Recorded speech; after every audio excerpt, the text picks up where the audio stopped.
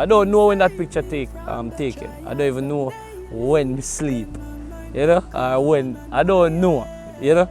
Get the picture, and I was like, basically, when we get the picture, I say, I want some prayers from my fans, and everybody will love Deep Jah-i. I just want them pray. So even when the picture posts, I'm going to put the prayers, that is to say, less words, just pray for me. You know, I never want, because basically me couldn't talk. Me couldn't take no call and talk.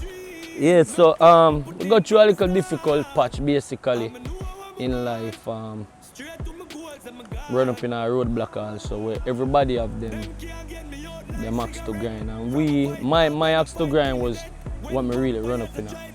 And it was a thing where I hinder my livelihood, hinder me making money, and actually it basically stopped Deep Jah-i. Basically stopped me, and then we'll find out what is the problem and we'll try to get it fixed. I've been battling with this for like quite some time, but you know Deep Jah-i is very private, so me is not the kind of youth who are going to really come out and say we are going through a phase. So it's like we're about 4 or 5 years now, really and truly, we are battling with that thing.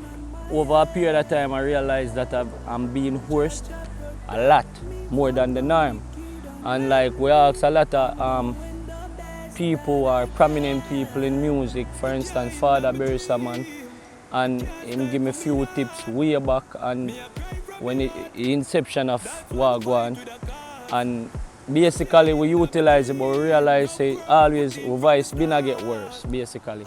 So it been a get worse and thing, and we decide say after a while we are going to check it out. But before that, it really and truly it gets serious to the point where it seemed life-threatening, because at night I couldn't sleep. Basically, I way I sleep and feel like I stifle and them things there. And jump out of my sleep and have fear to even go back to sleep because I wonder, you know. And then basically, I find out that I go through a phase where around 6 months I can't really sing, basically. And then I lose my falsetto permanently. And I was like, Jah-Jah, something really wrong with my voice. So, because of music we always try to sing music, but we started to turn down a lot of shows and turn down a lot of dub plates and stuff. And then try to find out what really going on. So we started to rest our voice more, and then actually we went to a couple doctors and ENT basically, who specialize in ears, nose and throat, and they are saying that because I'm an artist, that is what I do, that is my profession, so basically I just want to rest. So seeing that a professional people are telling with them thing, we decide so we are going to continue, and that's when it get worse.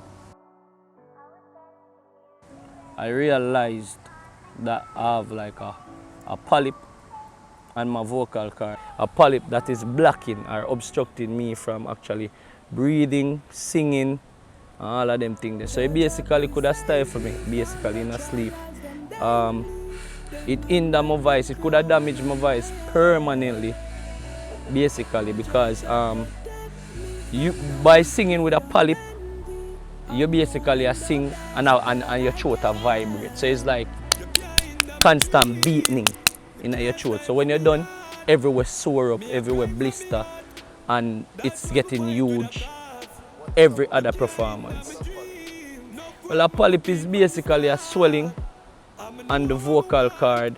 It can be a polyp can be a swelling anywhere in your body, basically, will grow, but it's an unusual swelling basically caused by some irritation of the cell in the body, basically. So, but a polyp can also be cancerous. So that was the next thing, because when the doctor told me that there was a polyp, and the doctor told me that there's a strong possibility I might not be able to sing again, that was where I draw even a line and I say, yo, first thing, I have a fear, say, remove it and go test if it's cancerous. How me I go live with knowing say me have cancer?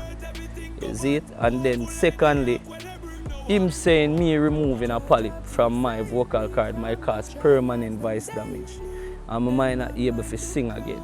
Imagine living a life where you can't do what you love. That basically feel like a living dead man. I'm doing the best that I The can. greatest decision that I had to make at that particular time was to actually do a surgery basically. So the doctor, the NT in Jamaica basically tell me that it would be a risk of getting the surgery done here based on the technological advancement that the, Jamaica wouldn't have to do the laryngoscopy.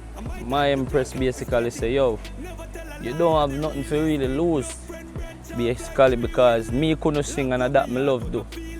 And this is going to remove the obstruction. So why not take that necessary risk? And them say, a good old saying say there's no risk, no reward, you know. So me basically run a risk with my life, with my voice, because my voice is like my life to me, because without music, Deep Jah would be a miserable person, just no happiness. Me from the trials them daily, then anoint the crown on my head. After the surgery, 1 week, I can't speak. I have to just stay silent like a mute. So that was even a challenge, you know, because if you do a surgery and you're an artist by profession, you sing music and you do a surgery, you want to hear your voice, because you want to hear if you don't lose that asset. And it take 1 week for actually try use my voice. After the 1 week, when we talk, basically, I've give talks so like me have a throat, you know? Like we just so like oh. Basically I say, yo, I really not can sing again, you know? And I mean during that day, some point along that day, I realized it sound slightly different from the first sound, the second sound, the third sound. At first, diagnosed with this thing, you know. The doctor look at me and say, yo, I know you love music, but you know you might can't ever sing again. You might can't even talk good, so you might sound like a frog. Like cigarette, from a fight dog, then a fight till it dead. When vampires a try biting a neck. So right now I'm really going through a healing process. I would assume that I can still sing based on the fact that my voice sound normal from like 2014, 2015. It gives me that sound and that feeling. I'm not feeling a lot of compressed feeling in my throat, or you know, like somebody squeezing my neck. So basically I would assume that I can sing, but based on the doctor protocols that I'm actually following the guidelines, I want to try to do it. So probably the next 2 weeks time, if me make a little sound and it work, we're just back in the studio, because that's where I want to be. So hopefully the next 2 weeks time. Yeah.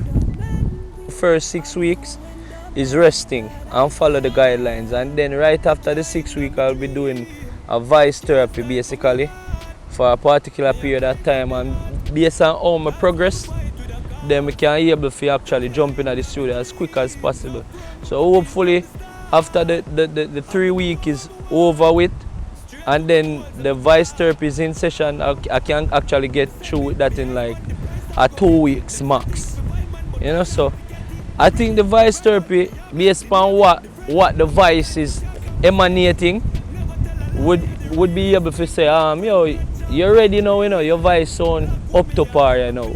And the greatest thing is that talking from this perspective, with this tone, it feels much better than probably 4 weeks or 2 or 3 weeks ago. This is it, this experience actually showed me how fragile me is as a human being.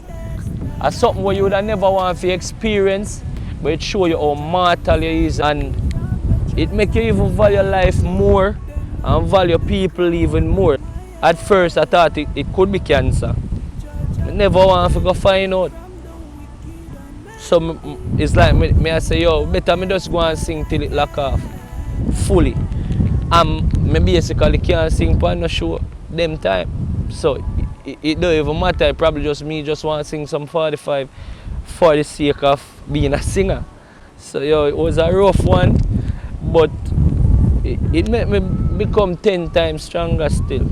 Right now is endless possibility.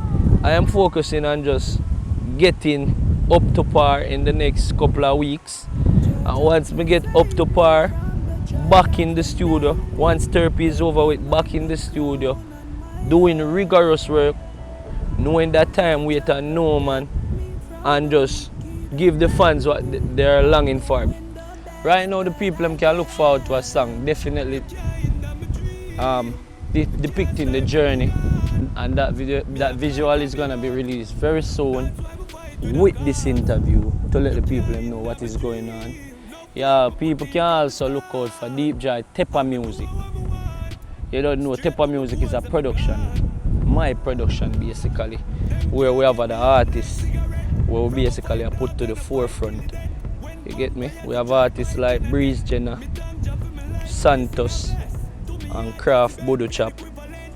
Everybody take time to get familiar with right now. So right now it's like a whole different ball game as it relates to Deep Jah-i music. We have Javi and CM way. You don't know, only part of young guns where in a due time you are going to see what go on. So you can just look out for them artists there and keep focus and stay abreast with what is going on with the Tepa music and with Deep Jah-i, because alone greatness, you don't know, I may really appreciate even for days to know to tell the people that with my literal voice, you know. So yeah, we have to give thanks, but big time. So right now, I just big up everybody. We pray for me, send out prayers. It's an overwhelming feeling, you know. Like everybody will reach out to me with a heart emoji, with a prayer emoji. You know, people will call my phone even though I couldn't answer them call for most part. And people would text me and all of that. It was a lot, so I don't get to reply to everybody. So I say, big up, give thanks to everybody who said speedy recovery. We're there upon the recovery state, same way. And everything will go good in a due time. Give thanks. You're tuning into Wagwan Jamaica. You don't know this is Deep Jah-i. You don't know exclusive. Yeah, because we have to do it that way. Yeah. Natural, up close and personal. Jah protect me from the